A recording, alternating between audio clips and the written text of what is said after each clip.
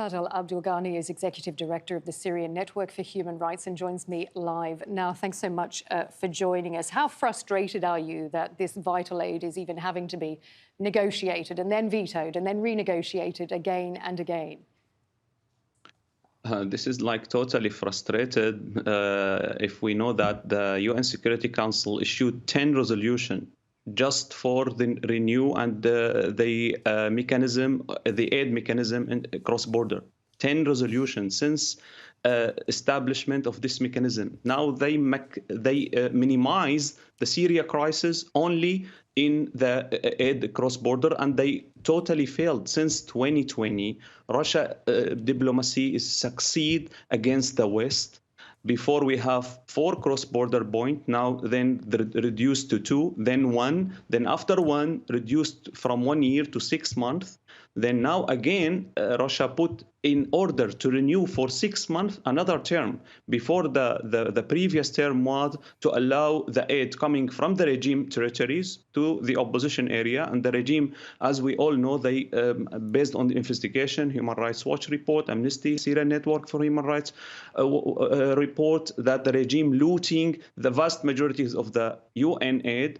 But Russia also succeed to give this credit to the regime. Now, what is the Russia term in exchange for this month? They put rebuilding on the table again. So Russia what is the Russia trying to do? And they succeed. Try to rehabilitate the regime from this narrow point, the aid cross-border mechanism. What we requested, actually, as a human rights defender, we said repeatedly that allowing the UN to enter via cross-border, there's no need for approval from the UN Security Council, because this is a neutral, this is the UN aid, this is have the approval from Turkey one side, the opposition from other side. I mean the two side on the cross-border. I'm talking here legally, actually. The UN didn't take these steps. None also the West or the UN take any steps against Russia since 2020. Russia is determined to actually move ahead in this decision. And let me add something. Do you think that Russia is holding the UN Security Council hostage with its veto, as the US officials were saying? Do you agree with that? Indeed, actually, not only that, the IDP also, those 4 million are hostage, and they blackmail. In order to overcome this blackmail, the West did nothing. And I'm telling that if Russia is not engaged in the Ukraine, they will be more like aggressive in the UN rather than now. What we saw, actually, we saw effective Russia diplomacy.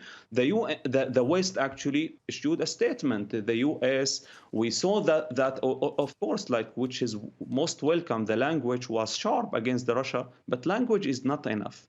We need like further step meaning like as I mentioned, allow those aid to enter, even if the Russia used the veto.